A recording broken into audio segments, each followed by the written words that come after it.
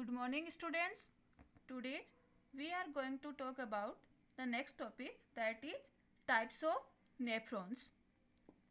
On the basis of structure, position in the kidney and size of Henle loop, the nephrons are of two types. First, cortical nephrons and second, juxtamedullary nephrons. Firstly, we talk about cortical nephrons.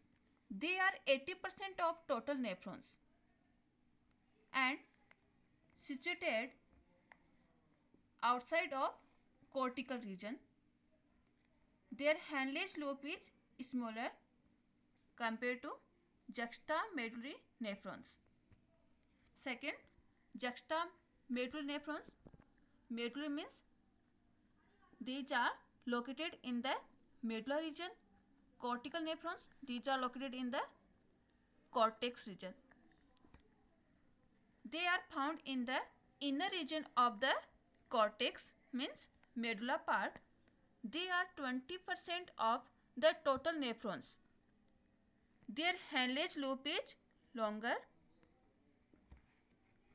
In human beings, juxtamedullary nephrons are present.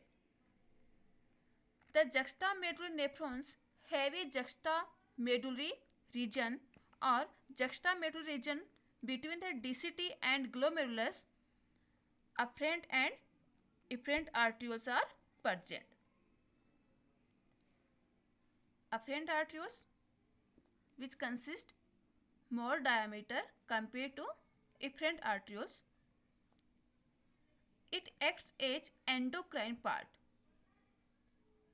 Juxtamedullary region act as endocrine part, means secrete hormone. This region has special cells which called Leckie cells, or other name is Pulkison's cells. Pulkison's scientific name. These cells secrete renin hormone. RENIN. Renin is hormone and RENNIN is enzyme. Renin hormone which act on angiotensinogen, which is found in the blood plasma. Juxtamedullary region की लेकी sales rennin hormone का secretion करती है, because ये as a endocrine part है. Rennin hormone जो blood plasma में angiotensinogen substance होता है इनएक्टिव फॉर्म में, उस पर एक्ट करेगा. एंजियोटेंसिनोजन का फॉर्मेशन लीवर में होता है. The angiotensinogen is formed in liver organ. The renin hormone converts angiotensinogen into angiotensin first, which is decapeptides, which by the action of angiotensinase enzyme converts into angiotensin second. Means angiotensinogen जो inactive form में होता है blood plasma में, rennin hormone की help से angiotensin first में convert होता है. एंजियोटेंसिन फर्स्ट एंजियोटेंसिनोजन की एक्टिव फॉर्म है. These angiotensin first convert into angiotensin second by angiotensinase enzyme.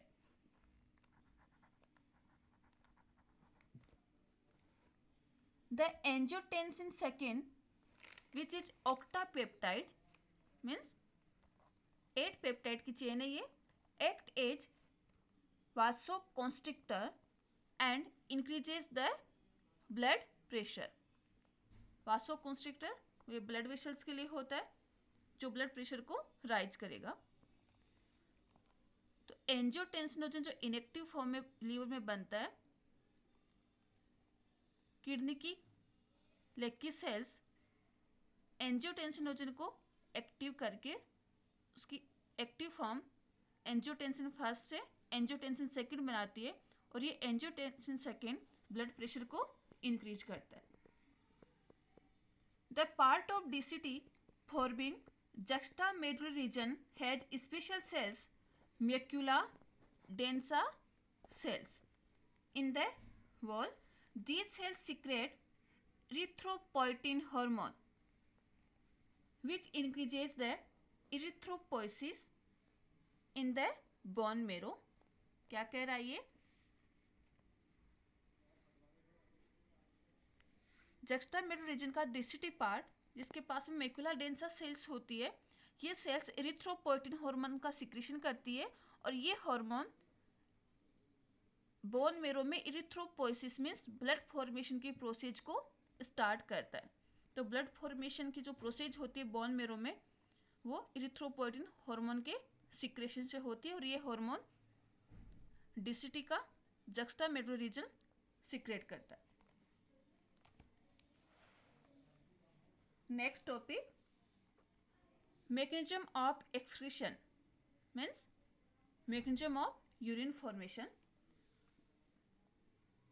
Our cells produce amino acids by catabolism of proteins. Protein के breakdown से amino acid का formation होता है बॉडी सेल्स में. Amino acids break down into ammonia और amino acids break होके ammonia gas का formation करते हैं.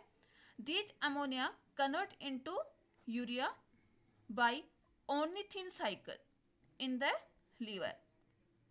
अमोनिया यूरिया में कन्वर्ट होती है एक साइक्लिंग प्रोसेस के थ्रू जिसका नेम होता है ornithine cycle. Ornithine Kreb scientist का डिस्कवर किया हुआ साइकिल है which is excreted by kidney in form of urine. और ये यूरिया ब्लड में मिक्स हो जाती है, इसी वजह से ब्लड फिल्टर होने के लिए किडनी में आता है. इस यूरिया को यहाँ से एक्सक्रीट करवाना होता है बिकॉज यूरिया अपना एक्सक्रेटरी ऑर्गन एक्सक्रेटरी प्रोडक्ट होता है. Urine formation mechanism. The mechanism of urine formation is completed in the following step. First, ultrafiltration means glomerular filtrate. Second, selective reabsorption. Third, tubular secretion or secretion means urine formation की जो mechanism है वो 3 step में complete होती है. First ultrafiltration, second selective reabsorption, third tubular secretion. बात करते हैं first part ultrafiltration means nephron का जो एंटीरियर पार्ट होता है मेल फिजियन बॉडीज जिसके पास में बोमेन कैप्सूल एंड ग्लोमेरुलस दोनों रीजन होते हैं, यहाँ पे ब्लड फिल्टर होता है. This process occurs in the male pigment body of the nephrons, and male pigment body is the anterior part of nephron. It consists glomerulus and Bowman capsule. The glomerulus, which is bunch of capillaries, epithelium has various micropores. Glomerulus epithelium जो इसकी wall होती है इसके पास में minute pores होते हैं जिनका diameter होता है 0.1 micrometer which increase the rate of filtration.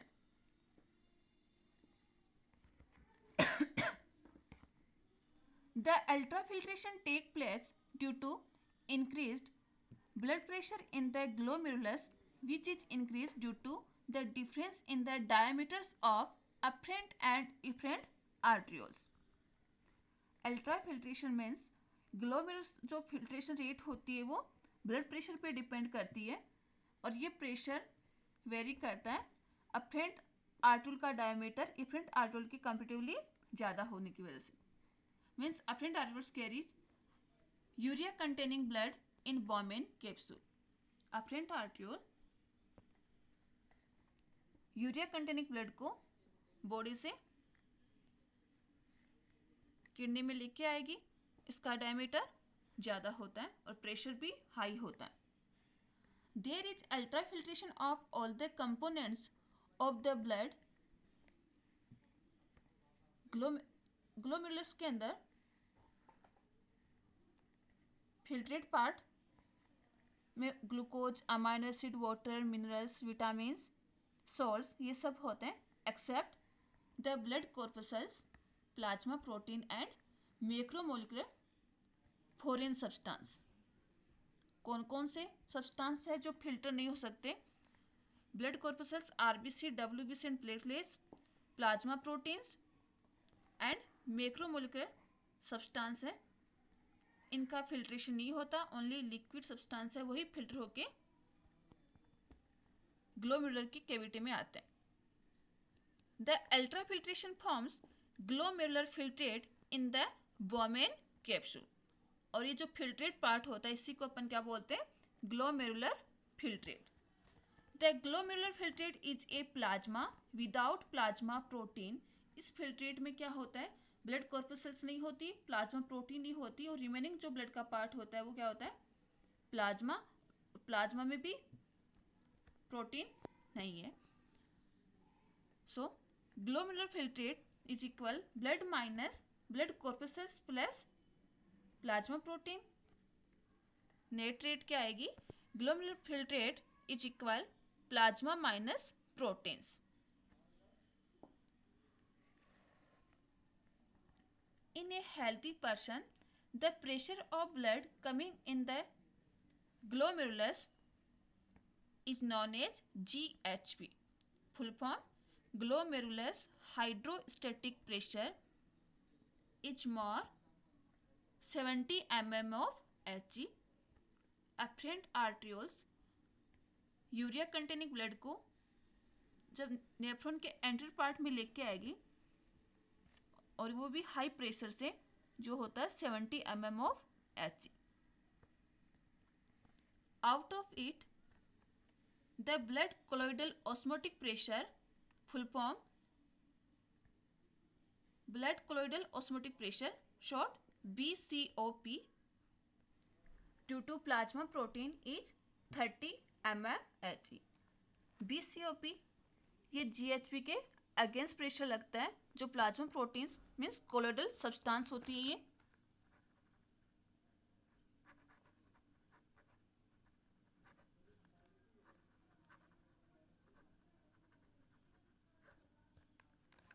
ये GHP के अगेंस्ट प्रेशर लगाएंगे, जो होता है 30 mm Hg. And the pressure caused by filtrate that reaches into Bowman capsule. और बोमेन कैप्सूल में जो फिल्ट्रेट आ जाता है और वो खुद की पीएच को रेसिस्ट करने के लिए, फिल्ट्रेशन को रेसिस्ट करने के लिए ग्लोमेरुलस की कैपिलरीज पे प्रेशर लगाएगा, जिसको बोलेंगे capsular hydrostatic pressure CHP, which is 20 mm of Hg. So there are three pressure, first GHP, second BCOP and third CHP. GHP is 70 mm of Hg, BCOP is 30 mm of Hg and CHP is 20 mm of Hg. CHP and BCOP both are opposite pressure to GHP. So the net effective glomerular filtration pressure EFP is 20 mm of Hg, which is responsible for ultrafiltration. Net filtration rate जो आएगी, इसके लिए formula है EFP is equal GHP minus BCOP plus CHP. GHP 70 minus 30 plus 20 means 20 mm of Hg is the net filtration rate of glomerulus.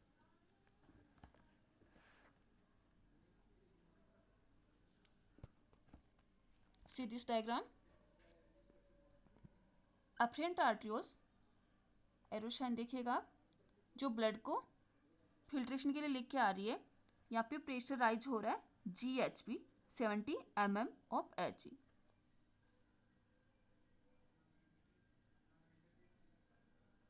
यहाँ Bowman capsule की wall पे colloidal substance means plasma protein जो filter नहीं होना चाहती, वापस efferent arteries में चली जाएगी, वो प्रेशर लगा रही है, जिसको बोलेंगे अपन BCOP. ये होता है 30 mm ऑफ Hg. फिर जो फिल्टर पार्ट है और बोमेन कैप्सूल की कैविटी में आ रहा है, नेट फिल्ट्रेशन रेट जो 20 mm ऑफ Hg होती है, उसके बाद यहाँ पे एक प्रेशर लगता है CHP 20 mm of He filtration को रोकने के लिए। ये फिल्ट्रेशन को रेसिस्ट करता है कि बस इतना ही फिल्टर करना है, इतना ही पार्ट आ सकता है इस कैविटी में। तो यहाँ पे 3 प्रेशर है। कीज क्या होगी, जो मैंने रेड कलर एरो से शो किया वो है BCOP प्रेशर। ब्लैक कलर से, लाइट ब्लैक कलर का जो एरो बनाया है वो है GHP। ब्लू कलर से net effective glomerular pressure rate है। एंड जो मैंने डार्क ब्लैक कलर जो डिनोट किया है वो है CHP प्रेशर। तो यहाँ पे 3 प्रेशर हैं, GHP ये वाला है, ये CHP एंड ये रेड वाला BCOP जो अगेंस्ट प्रेशराइज हो रहे हैं। और ये 3 प्रेशर की वजह से ही ग्लोमेरुलस में ब्लड फिल्टर होता है। और फिल्टर में only urea, creatine, water, sodium, potassium chloride, phosphate, vitamins, glucose, amino acid ये सब होते हैं। बाकी जो सॉलिड कंपोनेंट होते हैं वो ऊपर रह जाते हैं, वापस इफरेंट आर्ट्यूल्स में चले जाएंगे। In human beings the glomerular filtration rate GFR is 125 ml पर मिनट। ह्यूमन बींग्स में GFR रेट होती है 125 ml per minute. That is, both the kidneys form 125 ml of filtrate per minute. Hence, 180 liter of filtrate is formed per day. Both kidney per day 180 liter filtrate करती है. Out of it, only 1.5 liter of urine is produced per day. और इसमें से इस filtrate में से 180 litre filter में से 1.5 फिल्ट्रेट लीटर ही यूरिन होता है एंड 0.8% जो अमाउंट होती है वो यूरिन की एक्सक्रीट की जाती है रीअब्जॉर्प्शन में से। Second point, selective reabsorption. अब जो ग्लोमेरुलर फिल्ट्रेट मेल फीगन बॉडी बॉमेन कैप्सूल से PCT में आएगा, तो उसमें से जो भी सब्सटेंस आए हैं अपन को तो यूरिन को, क्रिएटिन को, हिप्यूरिक एसिड को, इनको सेपरेट करना है, तो उनका वापस रीअब्जॉर्प्शन एसेंसरी होता है। In the renal tubules 99.2% of the glomerular filtrate is reabsorbed, only 0.8% part is not absorbed because which is urine. The useful substances present in the glomerular filtrate like glucose, amino acids, vitamins, salts and water etc. are reabsorbed by uriniferous tubules into the blood. Reabsorption in various parts of nephron is as follows. First part, reabsorption in PCT, reabsorption in loop of Henle, reabsorption in DCT and reabsorption in collecting duct. Nephron के इन 4 part में reabsorption होगा, but selective होगा, selection होगा।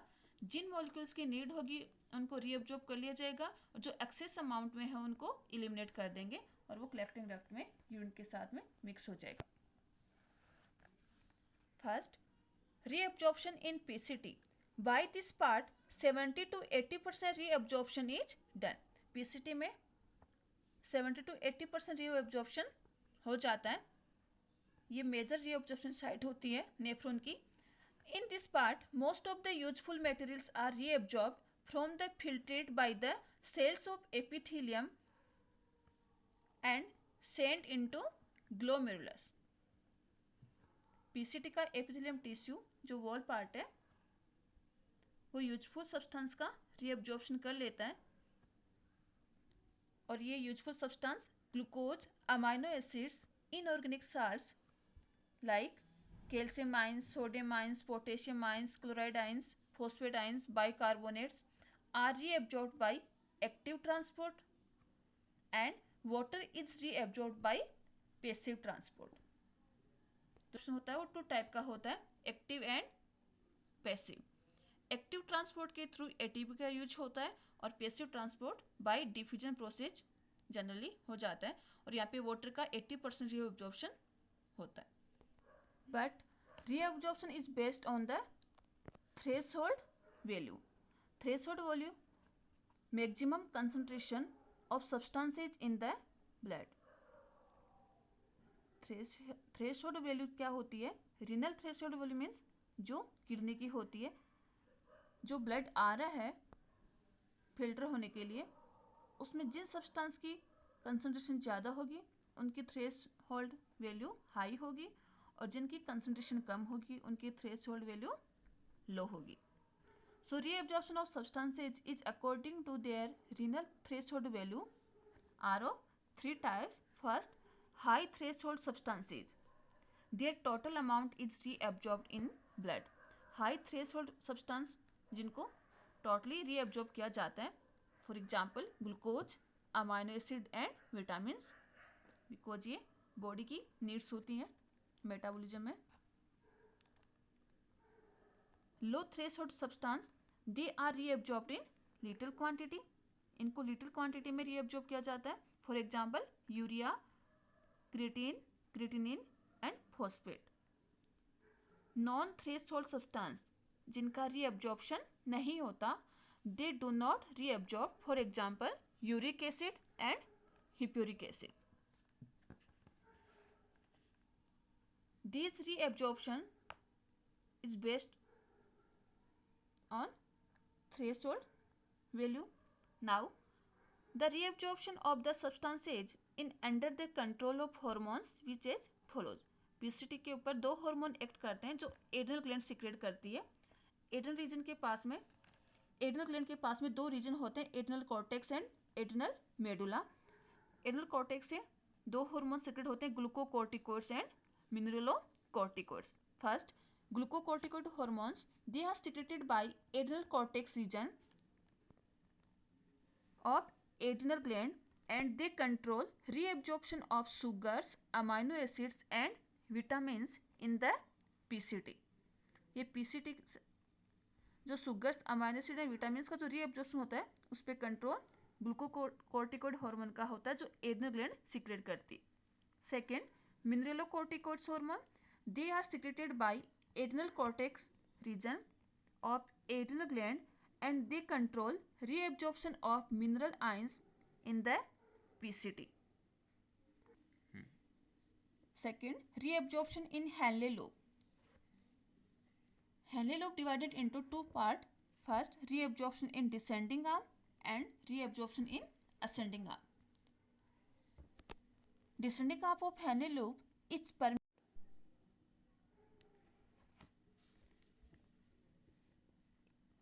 यहाँ पे water का absorption होता है, but sodium ions, potassium ions and chloride का नहीं होता, बिकॉज ये पार्ट आयंस के लिए इम्परमेबल होता है. So filtrate becomes hypertonic. Means filtrate के पास में सोल्यूट की कंसंट्रेशन हाई होती है ब्लड के comparatively. Reabsorption in ascending arm, the filtrate from descending arm reaches the thick part of the ascending arm. Henle loop का डिसेंडिंग पार्ट थिन होता है एंड असेंडिंग पार्ट थिक होता है. It is permeable for sodium and chloride ions but impermeable for water. एक दूसरे के opposite work करते हैं ये. असेंडिंग आर्म आयंस के लिए परमेबल बट वाटर के लिए impermeable. So the filtrate become hypotonic. Means solute की कंसंट्रेशन लो होगी तो सॉल्यूशन होगा हाइपोटोनिक. असेंडिंग आर्म में जो फिल्ट्रेट का सॉल्यूशन होता है वो हाइपोटोनिक, डिसेंडिंग आर्म में hypertonic. Third, reabsorption in DCT. In this part, sodium, potassium and carbonate ions and water are reabsorbed in specific condition because there is hormone control. Here the filtrate is isotonic in comparison with blood. यहाँ पे जो filtration होती है वो isotonic होती है, means concentration blood में और ग्लोमेरुलस का जो फिल्ट्रेट आया है डीसीटी में इक्वल होगी। यहाँ पे सॉल्यूट की दोनों सॉल्यूशन में जब कंपेयर करते हैं अपन, दोनों सॉल्यूशन में सेम कंसंट्रेशन आ रही है, तो ऐसे सॉल्यूशन होते हैं isotonic. Note ADH hormone. ADH means anti-diuretic hormone. Other name vasopressin is the pituitary gland hormone which control absorption of water in the DCT. DCT जो वाटर का रीएब्जॉर्प्शन करती है, इस पे कंट्रोल होता है ADH का, और ये यूरिन को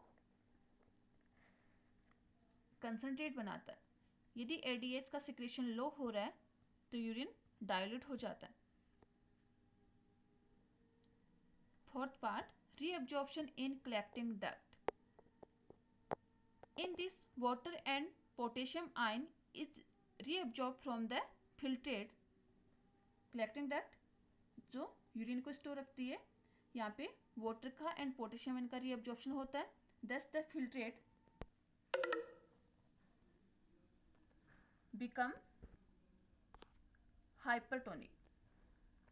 Means solute की नंबर ज़्यादा है यहाँ पे ब्लड के comparatively. The last part of collecting duct is slightly permeable for urea and anterior part permeable for water. It is a place where urine is highly concentrated and move towards ureters to urethra. Let's see this diagram. Anterior part, glomerulus, Bowman capsule. Second, PCT, U-shape Henle loop. This one, descending lip and ascending lip. DCT and collecting duct. PCT absorb 80% of glomerulus filtrate. PCT में 80% reabsorption होता है bicarbonate ions का, sodium ions का and potassium ions का।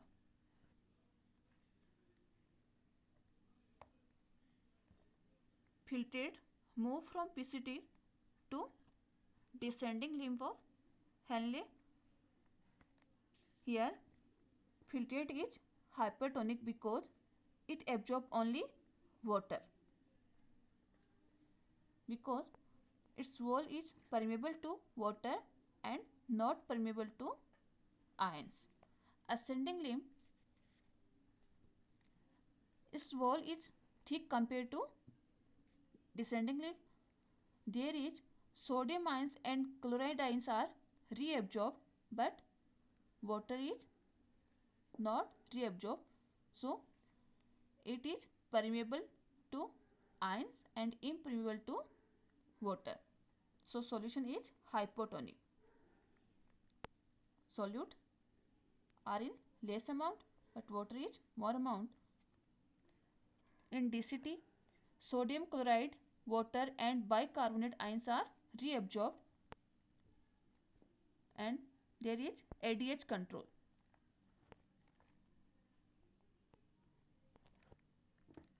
Now filtrate move from DCT to collecting duct. There is water molecules are reabsorbed and urea is retaining form and formation of urine, and this urine move to ureter and ureter से urethra में move करेगा।